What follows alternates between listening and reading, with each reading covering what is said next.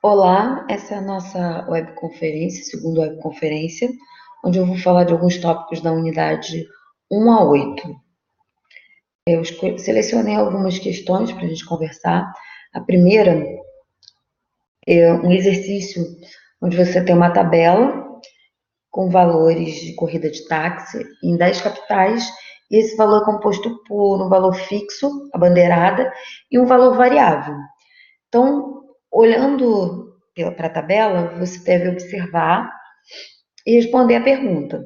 Com base nos dados contidos na tabela acima, podemos dizer que a lei que associa a cada valor pago, Vx, em função dos quilômetros rodados na bandeirada 2 no Rio de Janeiro é. Então, você tem que observar pela tabela qual é a bandeirada no Rio de Janeiro. O que acontece? A lei de formação, ela é específica para cada função. Lembrando que função são duas grandezas onde uma está associada à outra, uma depende da outra. Então, nesse caso aí, o valor que você paga está em função dos quilômetros que você vai rodar. Observando a tabela, você vê que você tem um valor fixo. Esse valor fixo que a gente chama de bandeirada, que é o valor que você paga independente dos quilômetros que você rode. Se você entrar no carro, você já está pagando esse valor. Se você descer um quarteirão depois, você vai pagar esse valor fixo, mais um valor por quilômetro. Então, o valor fixo no Rio de Janeiro é de 5,40 e o valor do quilômetro, a cada quilômetro rodado, é 1,76. Então, a lei de formação, a fórmula dessa função fica V de x igual a 5,40 mais 2,76 vezes x. Por que vezes x? Porque o x ele vai variando. Se você andar 1 quilômetro, você sempre vai multiplicar pelo valor pago por quilômetro.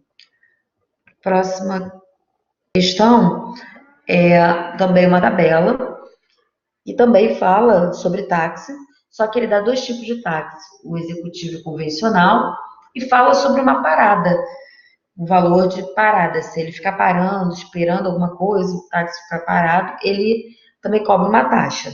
Observando essa tabela, você deve dizer o valor que Joana vai pagar. Sabendo que ela pegou um táxi executivo, às 10 horas no aeroporto, percorreu 35 quilômetros até um local onde ela marcou encontro com um amigo, e eles esperaram por 1 hora esse amigo chegar. Então, quando o amigo chegou, eles dois seguiram viagem por mais 24 quilômetros. Qual o valor que vai ser pago? Então, a gente tem que o valor da bandeirada, que é 7, mais 4 vezes os 35 quilômetros, mais os 5,40 da parada, mais 4 vezes 24 quilômetros que andaram depois. Eu poderia juntar na conta esse 24 vezes 35 com 24 vezes 4?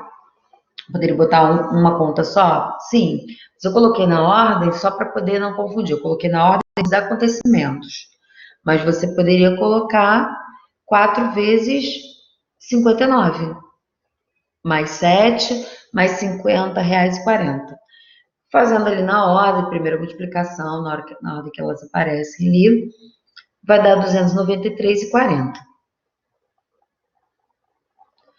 O consumo de água de certa residência é dado pela função f de x igual a 3,5x, represente o consumo de água acumulado durante os x primeiros dias do mês.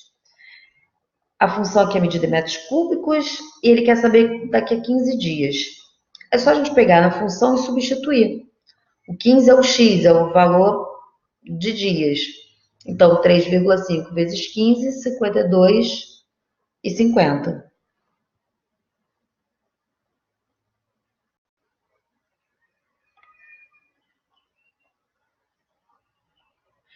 Quarta questão é verificar, observando o diagrama, se é uma função ou não. Para ser uma função, o conjunto que está mandando as flechas não pode sobrar ninguém. Então, a gente já tem a primeira aí, que tem um aqui sobrando, que é o número 2. Ele está sem um par, então não é função. Na segunda questão, você tem o número 1 mandando flecha para duas pessoas, ligada a duas. Não posso. Porque para ser função, cada valor do conjunto A, do primeiro que está mandando, ele só pode estar ligado a um único elemento de lá e não pode sobrar ninguém. No 3 é uma função, porque todo mundo está ligado e não está sobrando ninguém. E no 4 também é uma função.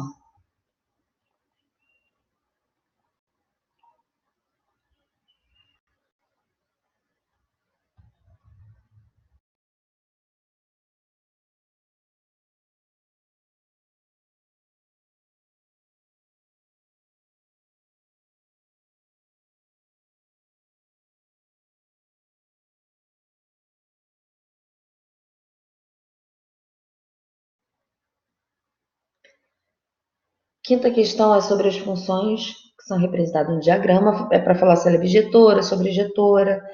Então, a primeira questão. Todo mundo está ligado. Então, no primeiro, ela é bijetora, injetora. A cada elemento está ligado a um só. Então, ela é injetora. Porque cada elemento do A está ligado a um elemento do B. Na segunda, ela é bijetora. Por quê? Porque cada elemento do A está ligado a um único do B e o B está completo, não está sobrando ninguém, e está cada um com um, formando um parzinho. Na 3, ela é sobrejetora porque no conjunto B, no segundo conjunto da direita, tem elementos que estão ligados a 2 do A. Então, por isso, ela é sobrejetora.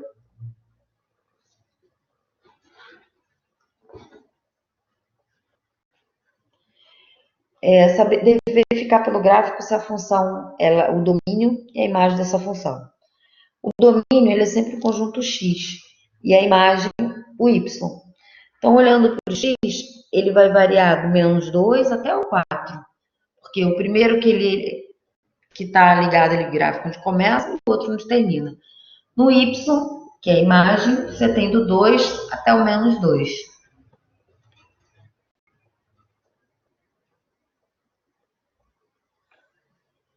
Observe o gráfico, é para a gente dizer se a função, em que momento ela é crescente, decrescente ou constante. No primeiro momento, ela vai crescendo, porque conforme x aumenta, o y também aumenta. No segundo momento, ela permanece constante, porque continua no 4. Do 4 até o 6 no x, só fica no 4. No terceiro momento, ela é decrescente, porque conforme o x aumenta, o y vai diminuindo. Aí, voltando nessa daqui, você também tem a questão da inclinação da reta. No 1, ela está inclinada subindo, no outro, descendo. Seja f de x igual a x, 3x menos 4. O valor de f de 0,5 é só substituir no lugar do x. Então, 3 vezes 0,5 menos 4. 1,5 menos 4 menos 2,5. Observar o gráfico e pelo gráfico você vai dizer quais são as raízes de uma função. Geometricamente, as raízes de uma função é onde o gráfico corta o eixo x. Onde é que corta o eixo x nessa função aí? No 0, 2, 4, 6 e 8. Em qualquer gráfico isso vai acontecer. Se tiver raiz, o gráfico vai cortar o eixo x.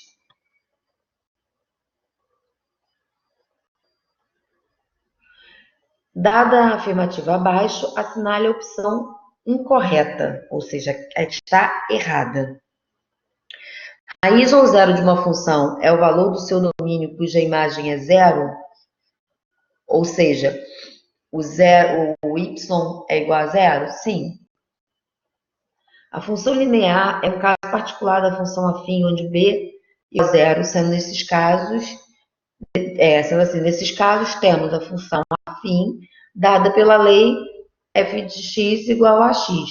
Sim, a função do primeiro grau, a função linear, pode ser assim. O que não pode acontecer é o a ser igual a zero. O a não pode nunca ser igual a zero. Na C, a função polinomial do primeiro grau ou função afim é qualquer função R em R dada por uma lei de formação AX em que A e B são números reais dados por números reais dados e A diferente de zero? Sim, foi o que eu acabei de falar. Porque se o A puder ser zero, você não tem mais uma função afim. Você tem só o B, então você tem, por exemplo, uma função de 2, número, y igual a 2. D, função polinomial do primeiro grau ou função afim é qualquer função de RR dada por uma lei de formação f de x igual a xb, em que A e B são números reais. Está incompleto, porque precisa da informação que A tem frente de zero. Porque falando isso, parece que pode ser qualquer número, inclusive o zero. Mas o A não pode ser zero. Então, letra D é a que está errada. Na função constante, o gráfico é uma reta horizontal em relação ao eixo x. Sua imagem para qualquer domínio é a mesma. Não. Sim, ela está correto. A imagem vai ser sempre a mesma porque é uma função constante. A gente para por aqui. O que eu aconselho vocês, eu coloquei essa última aqui, que é para vocês observarem como as questões podem aparecer. Então, é bom você estudar também a parte teórica, olhar do logaritmo, da função exponencial, a parte teórica dele, essas definições, porque elas podem acontecer na prova. Qualquer dúvida, é só me chamar, mandar mensagem no fórum de dúvidas ou por mensagem. Abraços.